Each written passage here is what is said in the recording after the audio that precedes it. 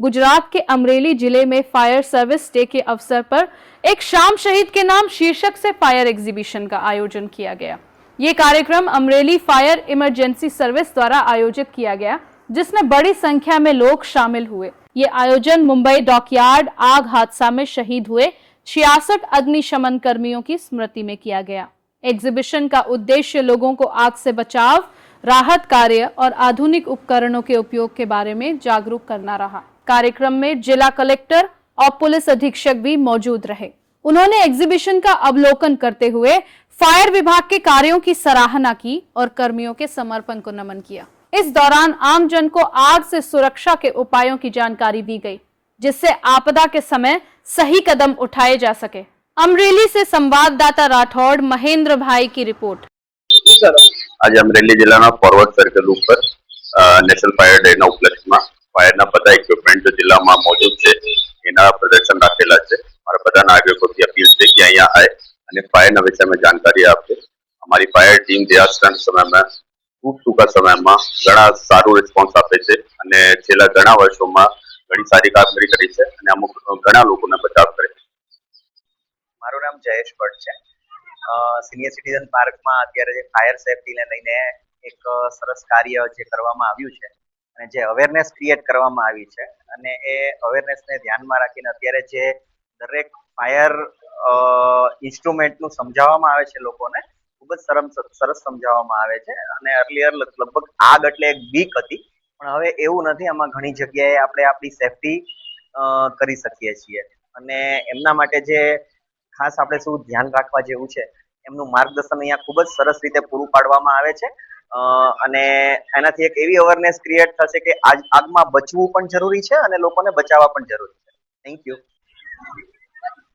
Okay, fire service વિભાગ તરફથી આ વર્ષે 14 એપ્રિલ થી 20 એપ્રિલ સુધી ફાયર સર્વિસીસના ફરજના ભાગરૂપે જે ફાયર સર્વિસના જવાનો અધિકારીઓ શહાદત ભૂતકાળમાં આપેલી છે એને યાદ કરવા સારું, સાથે સાથે જાહેર જનતાને ફાયર સર્વિસ ડિપાર્ટમેન્ટનું જે કામ છે, જાહેર જનતાની જે ફરજ છે, આ ડિપાર્ટમેન્ટનું કામ આપણા સૌના જાન પ્રોપર્ટીના રક્ષણ માટે કેટલું જરૂરી છે એ જાણવા માટે કોઈ પણ આગનો બનાવ બને તે બનાવ બનતા અટકાવવા સારું, બનાવ બનેલ હોય ત્યારે કેવી રીતે પ્રક્રિયા કરવી જોઈએ, બન્યા પછી શું તાકેદારી રાખવી જોઈએ તેના ભાગરૂપે આજે અમરેલીમાં 4 રસ્તા ફોરવર્ડ સર્કલ ઉપર બહુ સુંદર ફાયર ડિપાર્ટમેન્ટ તરફથી માનનીય ગઢવી સાહેબ તરફથી બહુ સુંદર પ્રદર્શનનું આયોજન કરેલ છે, જેમાં આજરોજ અમે અમારા પૂર્ણ પરિવાર સાથે આ પ્રદર્શન નિહાળવામાં પધારેલ છે।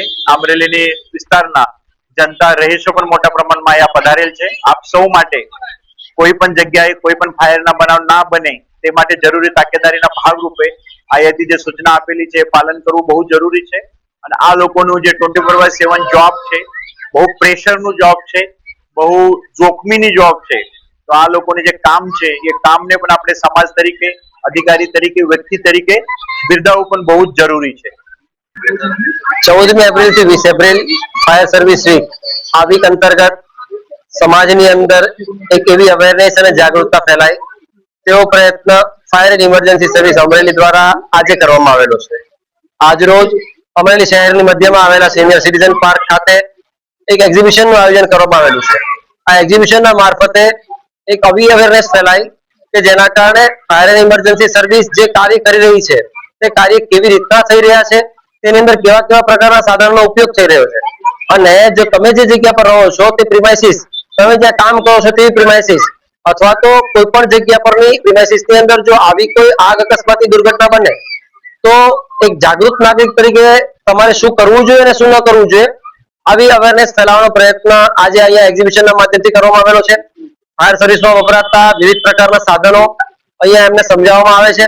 આ સાધનોનો ઉપયોગ કેવી રીતના કરવામાં આવે છે તેની સમજૂતી આપવામાં આવે છે, જેના કારણે લોકોની અંદર એક મેસેજ જાય કે તે લોકો જે જગ્યા પર રહી રહ્યા છે તે જિલ્લાની અંદર, તે શહેરની અંદર એ લોકો કેટલા સલામત છે। ફાયર સર્વિસને કોલ કરતા અચકાટ ન અનુભવી અને તે લોકો દ્વારા પૂરી પાડવામાં આવતી સારી સર્વિસને મેળવવાની તક તે લોકોને સમજાય અને આવનારા સમયની અંદર એક જાગૃત સમાજનું નિર્માણ થાય તેવા પ્રયત્નો કરવાનો આજે અમે પ્રયત્ન કર્યો છે અને તેને અમરેલીની જનતાએ ખૂબ સારા પ્રમાણમાં વધાવ્યો છે। આજે લગભગ 700 થી 800 જેટલા લોકો અત્યાર સુધીની અંદર આ એક્ઝિબિશનની મુલાકાત લઈ ચૂક્યા છે અને હજુ આશા છે કે અત્યાર સુધીની આવનારા સમયની અંદર 2000 થી પણ વધુ લોકો આવવાની સંભાવનાઓ દર્શાવી રહી છે.